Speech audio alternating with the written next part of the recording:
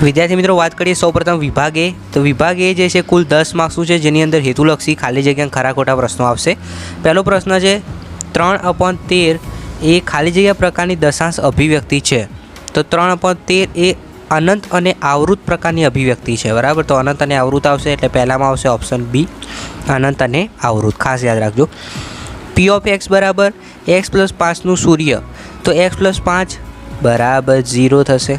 હવે આ 5 જે છે બરાબરની આ બાજુ જશે એટલે -5, એટલે આપણો જવાબ શું આવે? -5. -5 ક્યાં છે? તો ઓપ્શન સી છે ને, એકદમ સહેલું. આમાં આવશે ઓપ્શન સી. ચલો હવે એક્સ યામને ખાલી જગ્યા પણ કહેવાય. તો એક્સ યામનું બીજું નામ શું છે એ દર્શાવવાનું છે. તો એક્સ યામ જે છે એને કોટી પણ કહે છે. ઓપ્શન એ આવશે, ખાસ ધ્યાન રાખજો. શું કહેવાય? કોટી પણ કહેવાય છે. હવે એક વાક્યમાં પ્રશ્નોના જવાબ આપવાના છે. યુક્લિડ કયા દેશના વતની હતા? તો ઇજિપ્ત. યુક્લિડ જે છે એ કયા દેશના વતની હતા? તો ઇજિપ્ત.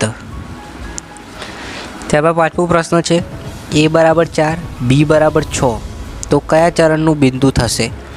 તો સિમ્પલ છે, અહીંયા a - b ની વેલ્યુ મૂકશો, b અને a ની કિંમત મૂકશો એટલે તમને ખબર પડી જશે આ કયા ચરણનું પદ થશે. તો બીજા ચરણનું પદ. નોટબુકમાં જે છે પ્રશ્ન અને જવાબ લખતા રહેજો, કારણ કે એકવાર તમે આ ખાલી આખું પેપર એકવાર લખશો ને તો બી તમે પછી ફરીથી તમને ઇઝીલી પૂરેપૂરા 50માંથી 50 માર્ક્સ આવશે, બરાબર. કારણ કે આ પેપર ગુજરાત બોર્ડ દ્વારા તૈયાર કરવામાં આવે છે. 100% તમને ઉપયોગી થવાનું છે પરીક્ષામાં. જે આગળ છઠ્ઠો પ્રશ્ન છે ભાઈ, કોઈપણ ઘટનાની સંભાવના કેટલી હોય? તો યાદ રાખવાનું, શક્ય ઘટનાની સંભાવના એ શક્ય ઘટના હોય એની સંભાવના 1 હોય, એટલે સંભાવના કેટલી હોય એમ કીધું છે, એટલે 0 અને 1ની વચ્ચે જ હોય. એટલે તમારે એમ લખવાનું 0 અને 1. ક્લિયર? કોઈ બી ઘટનાની સંભાવના એ 0 અને 1 હોય, આવું લખવાનું ખાલી. ખાસ ધ્યાન રાખજો, ભૂલ ના કરતા. ચલો હવે ખરા ખોટા છે એ જોઈ લો. સાતમો પ્રશ્ન છે, તમે સ્ક્રીન ઉપર જોઈ શકો છો. તમને અહીંયા એમ કીધેલ છે, ઇઝી છે. તમને શું પૂછ્યું છે જો પહેલાં, કે જો 5x - 2y બરાબર kનો એક ઉકેલ આપી દીધો છે, તો અહીંયા kની કિંમત 14 થાય છે. તો x બરાબર 2 મૂકો, y બરાબર -2 મૂકો, બરાબર. ચલો આપણે મૂકીને તમને અહીંયા રીત સાથે હું તમને અહીંયા બતાવું. તો 5xની જગ્યાએ પહેલું પદ છે એટલે 2 -2 તો આપ્યા છે, yની જગ્યાએ -2 અને k બરાબરની આ બાજુ છે. 5 દુ 10.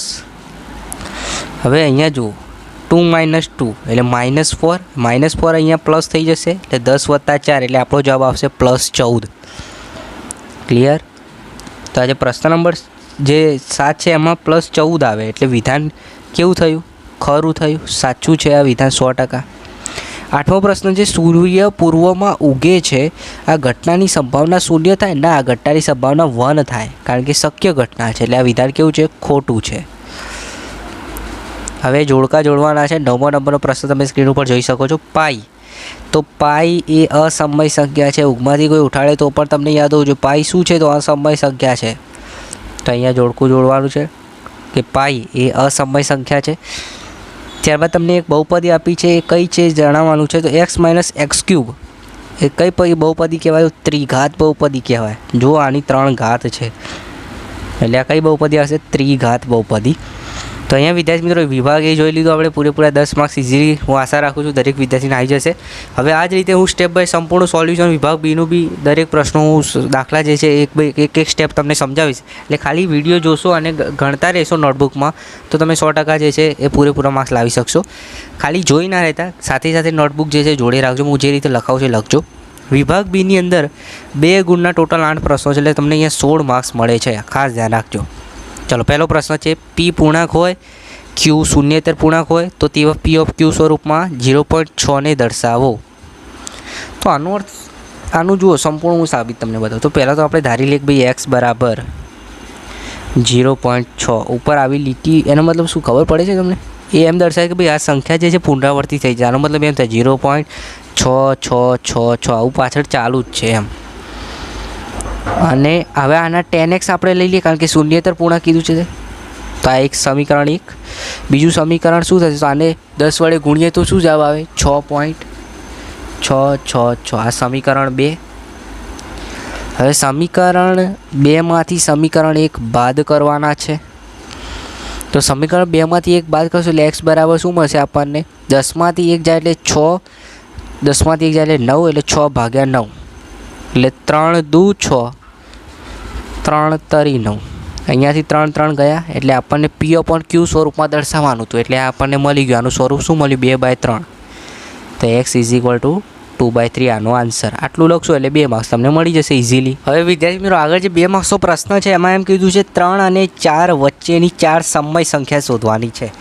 તો આપણે સમય સંખ્યા કેવી રીતે શોધવાની? જો એકદમ ઇઝી રીત હું તમને સમજાવ્યું. કોઈ પણ સંખ્યા આપણને જે આપી હોય તો આપણે પહેલી સંખ્યા છે 3, બરાબર. તો 3ને આપણે દાખલા તરીકે કોઈ બી સંખ્યા વડે ગુણવાની, ભાગવાની. 5 વડે ગુણીએ, 5 વડે ભાગીએ તો 5 તરી 15 ભાગ્યા 5. પછી બીજી સંખ્યા છે 4, બરાબર, ધ્યાન આપજો. 4ને 5 વડે ભાગીએ, ગુણીએ, 5 ચોક 20 ભાગ્યા 5 મળ્યું. તો 15 5 અને 20 5 વચ્ચે આવતી સમય સંખ્યા આપણને મળી ગઈ. 16 5, 17 5, 18 5 અને 19 5. તો આપણી 4 સમય સંખ્યા છે 3 અને 4 વચ્ચે આવે છે તે. ક્લિયર? કઈ છે? 16/5, 17/5, 18/5 અને 19/5. ચલો, એ પ્રશ્ન ના આવડે તો એની અથવામાં પણ એક 12મા નંબરનો પ્રશ્ન આપ્યો છે, એ પણ તમે ગણી શકો છો, બરાબર છે. પણ આ સમય સંખ્યાવાળો ગણશો એટલે પૂરેપૂરા માર્ક્સ આવી જશે. આ પણ ઇઝી જ છે, બરાબર. વિદ્યાર્થી મિત્રો આગળ જે 13મો પ્રશ્ન છે એમાં શું કીધું છે જુઓ, x - a વડે ભાગતા મળતી શેષ શોધો. તો આ સમીકરણને આપણે P/Xના સ્વરૂપમાં લખીએ એટલે xની જગ્યાએ આપણે a લઈ લઈએ, બરાબર. ખાસ ધ્યાન રાખજો. એટલે x જે છે ત્યાં a લાગી જશે, a³ - a × a², પછી પ્લસની નિશાની. જો આ સમીકરણ છે એ જ લખું છું, ખાલી xની જગ્યાએ હું a લઈ લીધો છે. પૂરું. હવે આનું સાદુરૂપ આપી દઈએ તો a3 - a3 થશે, plus 6a - a, 6a - a. હવે પ્લસ માઇનસ a3 ગયું, હવે વધ્યું 6a - a, એટલે 6a માંથી 1a બાદ કરો એટલે કેટલા a વધે? 5a. તો સિમ્પલ આપણું આ ભાગફળ મળી ગયો આપણને. તો આપણી શેષ જે છે કેટલી આવશે? 5a. સિમ્પલ આ રીતે શોધવાની છે. આની શેષ આવશે 5a. હવે આગળ 14મો પ્રશ્ન છે, યોગ્ય નિત્યસમનો ઉપયોગ કરી ગુણાકારની કિંમત શોધો 104 × 96. તો 104 એટલે શું થાય? 100 + 4 × 96 એટલે 100 - 4, બરાબર. હવે 100 + 4 અને 100, તો આ 100નો વર્ગ કરીશું. બીજી સંખ્યા છે 4નો વર્ગ, તો 100નો વર્ગ કેટલો થશે? 10,000 થશે. 10,000. 4નો વર્ગ 16 થશે. 10,000ને 16 વડે ગુણશો એટલે તમને મળશે આન્સર 9984, બરાબર છે. કારણ કે 10,000 માંથી 16 બાદ કરવાના ને, કારણ કે -4 છે, બરાબર, એટલે બાદ કરવાના. 10,000 માંથી 16 બાદ કરો એટલે 9984. આ તમારો જવાબ. એકદમ ઇઝી છે ને. ચલો નેક્સ્ટ. એ વિદ્યાર્થી મિત્રો આગળ 15મો પ્રશ્ન છે, જેની અંદર તમને શું કીધું છે? જો બિંદુ a b c d આપી દીધું છે, એ કયા ચરણમાં અથવા તો કઈ અક્ષ પર આવે છે તે જણાવવાનું છે. તો પહેલું આપણે લઈએ બિંદુ a. ખાસ ધ્યાન રાખજો, બિંદુ એમાં શું છે? -2 એટલે x -2 અને y ચેક કેટલા છે? 4 છે. તો એ કયા ચરણમાં આવશે? સિમ્પલ બીજા ચરણમાં આવશે. તો બિંદુ a જે છે બીજા ચરણમાં આવશે. શાંતિ બોયા લખું છું, ખાસ તમે નોટબુક પર લખજો, તૈયાર કરી દેજો. હવે જો બિંદુ b એ કયા ચરણમાં આવશે? તો એમાં x 3 છે અને y જે છે ને એ -1 છે. એનો મતલબ એ ચોથું ચરણમાં આવશે, ચોથા ચરણમાં. ચલો, બિંદુ એ અને બીમાં ખબર પડી ગઈ, બરાબર. ચલો હવે બિંદુ c, એમાં x -1 અને y 0. એનો મતલબ એ x અક્ષ પર, x અક્ષ પર. બિંદુ c ક્યાં હશે? x અક્ષ પર હશે. હવે જે બિંદુ d છે એમાં x અક્ષ 1 છે, y અક્ષ 2 છે, એટલે બંને પ્લસ પ્લસ હોય એટલે આખો બંધ કરી પ્રથમ ચરણ જ આવે. પ્રથમ ચરણ છે ને, એકદમ સહેલું. બસ ખાલી આટલું લખો એટલે 2 માર્ક્સ તમને મળી જાય. હવે વિદ્યાર્થી મિત્રો આગળ જે 16મો પ્રશ્ન છે એની અંદર તમને શું કીધું છે કે 2x + y = 7. એમાં xની કિંમતો મૂકવાની છે 0 1 2 3. તો આપણે પહેલી વાર ટ્રાય કરીશું, બરાબર છે. એના આધારે આપણે yની કિંમત શોધીશું. તો x = 0 લઈએ ત્યારે તો xની જગ્યાએ 0 + y આપણે શોધવાનો છે અને આ બાદ 7. આ 0 ને 2 વડે ગુણીએ એટલે 0, એટલે y = 7 મળે.